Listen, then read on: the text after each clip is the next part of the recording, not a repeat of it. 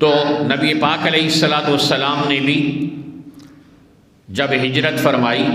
مدینہ طیبہ پہنچے تو سب سے پہلے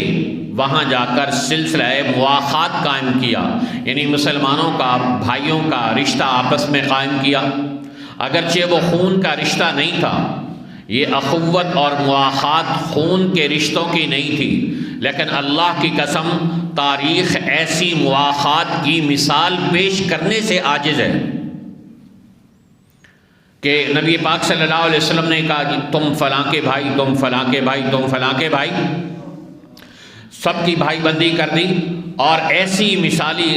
بھائی بندی ہو گئی، مواخات ہو گئی کہ لوگوں نے اپنی جائیداد ایک دوسرے کو شیئر کی،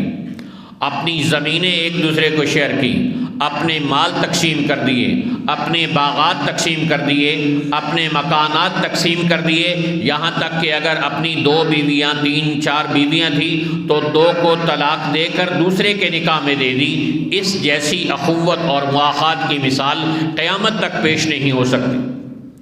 تو رسول پاک علیہ الصلاۃ والسلام نے مسلمانوں کا رشتہ اخوت اور مواخات کی بنیاد پر قائم کیا۔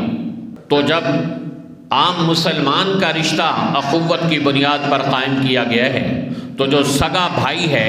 اس کی عظمت اور اہمیت کا آپ اندازہ فرما لیں۔ تو یہ وہ چیز ہے کہ جس کو قرآن پاک مسلمانوں کو سمجھانے کی کوشش کر رہا ہے۔ نبی پاک صلی اللہ علیہ وسلم نے اپنی عملی زندگی سے ثابت کر کے دکھائی، سب کی جوڑیاں بن گئیں، آپس میں مواخات ہو گئی۔ حضرت علی رضی اللہ تعالیٰ عنہ رہ گئے، انہوں نے کہا یا رسول اللہ آخیت بین اصحابک، آپ نے تمام صحابہ کے درمیان بھائی بندی کر دی، میرا کوئی بھائی نہیں رہا، میری کوئی جوڑی نہیں بنی۔ تو آپ صلی اللہ علیہ وسلم نے ان کو فرمایا انت اخی فی الدنیا والآخرہ، اے علی تو دنیا اور آخرت میں میرا بھائی ہے۔ تو یوں اسلام عظمت بتا رہا ہے بھائی کی، اور اہمیت سکھا رہا ہے ہمیں بھائی کی، کہ بھائی کی کتنی اہمیت اور عظمت ہے۔